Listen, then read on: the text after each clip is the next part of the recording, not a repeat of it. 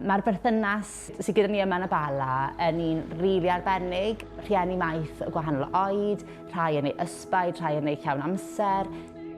Be sydd fi'n deud am y gymuned yn Bala, dyn ni bach o tîm, rili, a mae'n rhaid i cael pobl sydd yn wahanol mewn tîm. Mae pawb hefo doniau a sgiliau gwahanol.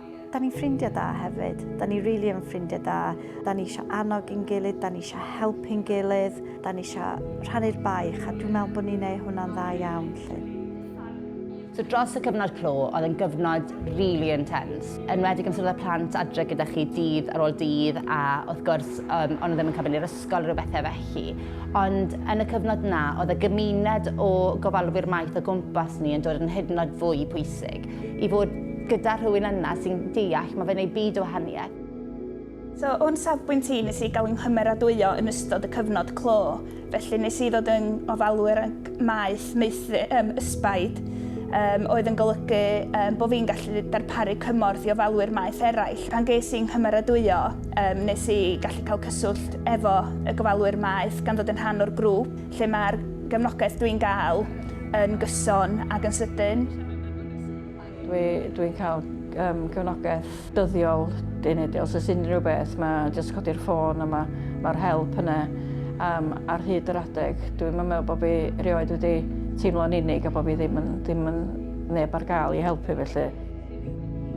Gaethon ni am y tro cyntaf merch yn dod ato ni yn hir dymor yn y cyfnod clo, a nes i jyst anfon neges mas yn gweud, o mae merch fach yn cyrraedd, gaethon ni wybod pnawn na bod ni'n cyrraedd y noson hynny.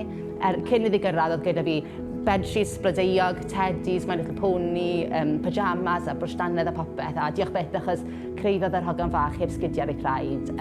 Mae cael y gymuned yna o rieni maeth arall yn cwmpas ni wedi bod yn hollol ffantastig.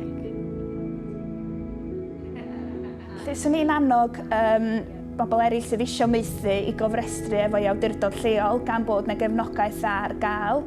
Mae hefyd yn golygu bod plant lleol sydd mewn angen am gofal maeth yn gallu aros yn lleol yn eu cymunedau nhw.